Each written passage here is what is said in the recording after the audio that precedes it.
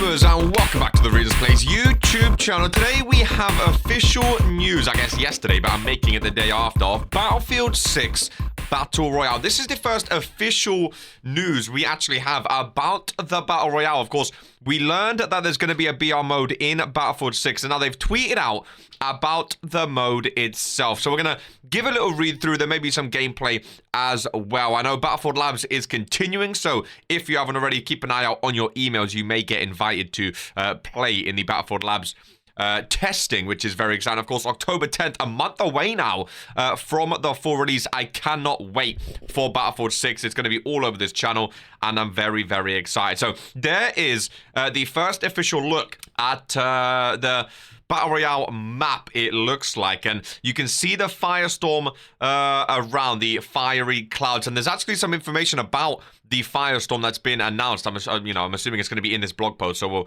read about it there. But you can see some cars over here as well, and some rooftops.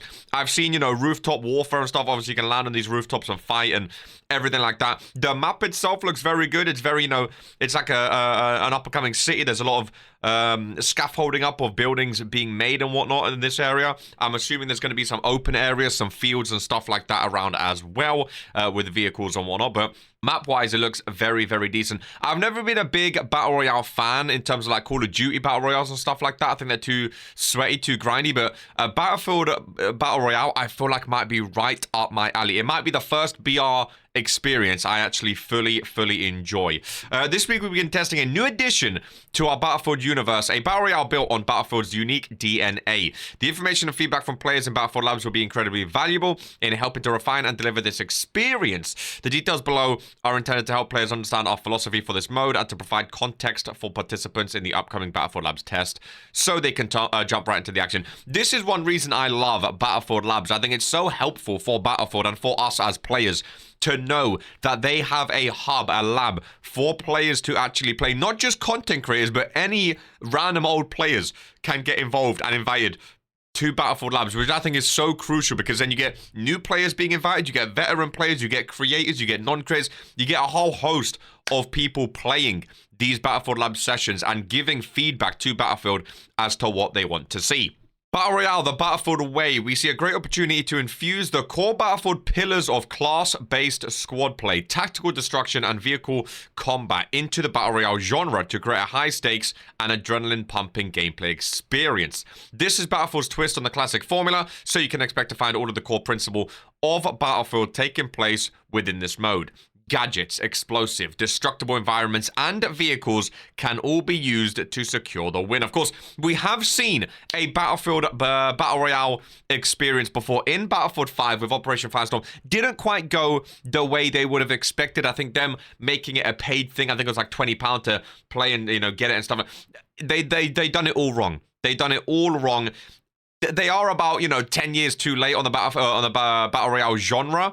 But hopefully, if they can get it right and include, like they said, their Battlefield twist on it, this could be a generational Battle Royale. This could reinvent the genre of Battle Royale and maybe bring, that Battle Royale back to like a PUBG level of Battle Royale when it first started, H1Z1 back in the day. And, I think keeping it Battlefield instead of trying to make it like a Call of Duty Warzone or something like that, or Fortnite, for example, I think keeping it Battlefield at its core is the most important thing. So the fact they talk about squad play, destructible environments, vehicles should be a massive part of the Battle Royale, because vehicles is a massive part of Battlefield. So I'm hoping that is the case for this mode, that's for sure. Battlefield at its core, key elements players can expect in this test. So, the map. Battlefield is no stranger to epic maps, and this all-new map has been built for the Battle Royale experience. So, it's been built specifically for Battle Royale. I'm assuming it won't be like a multiplayer map that we can play. I think it's only going to be for Battle Royale. It features a diverse array of tactical point of interest, each with distinct layouts and themes that offer unique gameplay opportunities. So they're not giving us too much on the map itself. It says it, features a diverse array of tactical points of interest. So again, I'm assuming it's going to be like city-based, urban-based, maybe some forest or open landscape as well. Especially because it's an epic map, there's going to be vehicles. I'm hoping for helicopters, hoping for, you know, maybe even tanks, maybe even cars or, you know, quad bikes and stuff to take you across, I think would be amazing, which they talk about here. So in vehicles, players can find common transport vehicles around the map and even unlock powerful armored vehicles to turn the tide of battle. So there you go. The intent is to offer more ways for players to traverse the map early on in a match and to create interesting combined arms action in the process. So there's going to be very transport heavy vehicles early on. Whether or not there's like support helicopters, like transport helicopters early on, I'm not sure, but I think there'll definitely be like quad bikes, motorbikes, small like Humvee sort of car vehicles in which you can drive. And it says unlock powerful armored vehicles to turn the tide of battle. So I'm wondering, is it going to be like you get a certain amount of kills and you can unlock it, a certain amount of points, or is it going to be the like Warzone where you have to buy a tank and like you'll see a tank drop in, or will it spawn in? Or I'm interested to see how they do that. That's for sure. But again, I'm excited for this battle royale mode. Even though I'm not the biggest battle royale fan, I think it could be fun, especially if you get some squad mates on as well. Tactical destruction, of course, a core Battlefield stipulation in the genre.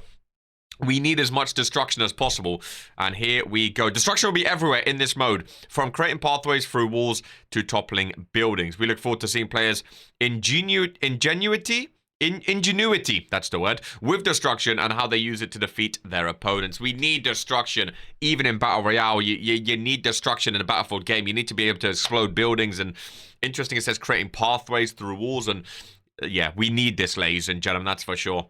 Squad play. For this test, each match will feature 100 players, the typical Battle Royale player limit, 100 players. I think it's the easiest thing to do. Keep it at 100. I would have loved to see like a bigger, you know, Battlefield's always known for having like these grand epic maps. I would have loved like 150, 200 player, but again, will that be too much? Maybe. Organized into 25 4-player squads, fighting to be the last one standing, communicating with your squad through pings, text, or VoIP, aims to boost experience and enhance the tactical options. And then second chances between the support class revives and mobile redeploy options. There are multiple tools to keep your squad alive in the fight. So there may not be like a gulag or something like that, but of course we do have the support class already, you know, being able to revive squad mates. And it's interesting, it talks about gadgets and classes being involved, so it's going to be an interesting thing of like, if you have a squad of 4, are you going to have 1 assault, 1 engineer, 1 support, 1 recon, or will we see squads that go, you know, 4 recons trying to find the highest point in the mountains and snipe? Are you going to see a meta where you see 4 support classes just so you can all revive each other with the defibrillators?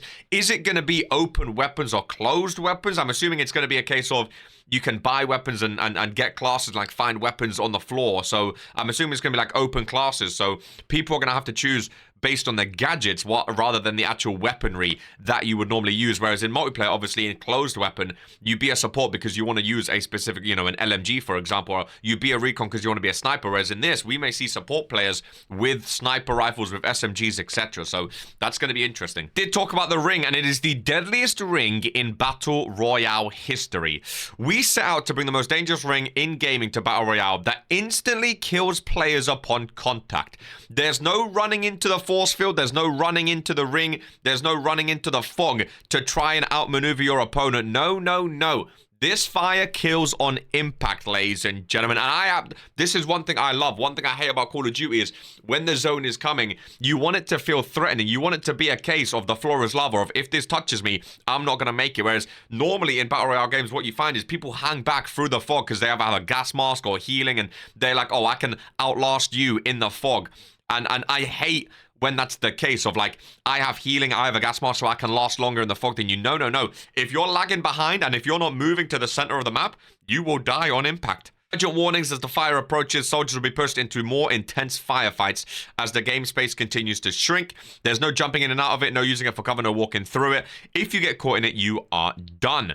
We're excited to see how the ring affects the pace of the game and how it creates spontaneous showdowns. I think that's absolutely amazing. One of the things I hated about Battle Royales is the fact you can run into the fog and just run around and survive in it or outlast someone. I think this classes, training, and traits. Each squad gets to plan and choose. Oh, this is what I was talking about. Which of the classes it will bring to the battle. Okay. From a balanced squad of all 4 classes to a focused squad that's all one class. See, this is I haven't read this before. That's exactly what I was just saying. Your team will use unique strengths and weaknesses of their class to adapt and overcome the unique tactical scenarios they encounter in the Battle Royale experience. Once the match begins, players are not able to change their class for the rest of the match. I like that. That would be awful if you can change as it goes on, so you're locked in as it goes. But that's what I was alluding to earlier. I think it's going to be fun. Players start the match with 2 default gadgets from their chosen class. During each match, players level up by earning XP through a variety of methods, such as defeating an opponent player, bonus for finishing off a squad, or completing missions. Be on the lookout for intel cases. Finding these is crucial, as they will provide XP. So it's an XP-based system. Interesting. 2 default gadgets, and you get XP as it goes. Okay, as players level up through their class's training, they will gain access to new traits that enhance their chosen class and give both them and their squad a tactical edge in the match. One example will be the assault class being faster in equipping an armor plate, which makes them harder to defeat in the next... Interesting. In the next firefight. Okay. Their class's training, they gain access to new traits that are not... Interesting. So as the match goes on and you level up, there's going to be some added perks for all of the different classes. In Battlefield Labs, we'll be watching our players use the class to build the most effective squads and how their unique traits contribute throughout each game. Just how critical is the support class supply crate for maintaining ammo? How effective are the engineer's abilities when using or fighting against vehicles? The arms race. Throughout each match, players will explore the map, complete missions, and battle for loot to define their arsenal. There are 5 tiers of weapons to loot, along with attachments, throwables, gadgets, strike packages. You can get airstrikes, armor upgrade kits, and custom drops of favorited weapons. Oh my goodness gracious me. These items can be found across the experience through general loot crates, class-specific crates, unlocking armored trucks, mission rewards, or looting defeat enemies. There's a lot. I like this. I like the fact there's going to be missions. One of the things about Battle Royale, obviously, the aim is to kill everyone and be the last one standing, but to incentivize, you're not just sitting somewhere. I love when there's missions. You know, in PUBG, when you used to see the airplane go over and the red smoke with the big crate, everyone used to know, okay, there's a crate on the field. We either got to be first in, get the loot and run, or we're going to sit on a mountaintop and watch people go to this crate and snipe them and pick them off. So having missions is going to be interesting. I wonder if there's going to be like, if it's just intel missions, if there's going to be like AI as well, or if it's just like, go here, find this piece of intel, and people are going to be like on the map as well. That's going to be interesting. It might talk about it here. Missions will have squads start to complete objectives that offer extra rewards to gain a competitive edge over their opponents. Task range from, here we go, unlocking high value caches to planting explosives to eliminate mission critical targets. Mission details will outline the available rewards like a weapon cache, vehicle key, or mobile redeploy unit, leaving up to each squad to decide if the risk is worth the potential reward. Once the mission objective is complete, rewards are airdropped in, so squads should stay alert for others who may attempt to steal them. Interesting. These missions are crafted to challenge your squad's teamwork and reward precise execution under pressure, with the potential to shift the momentum of battle. Loot, armor, and how players engage with missions are key to the flow of play, and we can't wait to see how players connect and push these areas of gameplay in Battlefield Labs. In this new mode and all of its features with the community is the true power of Battlefield Labs. We're excited to hear about the player's experience. We look forward to sharing more details after the testing is complete and we've reviewed the feedback from the players. Well, there you go, ladies and gentlemen. A lot of information. Our first look at Battlefield Labs Battle Royale mode, which, again, not a big Battle Royale fan normally, but I'm very, very excited for this. I will definitely be doing content and videos on this with my friends, and it should be a lot of fun. Let me know in the comments down below, are you excited for the Battle Royale experience? What do you think it's going to be like? And are you ready for Battlefield 6? Ladies and gentlemen, I'll catch you in the next one. Much as always, take care and happy gaming.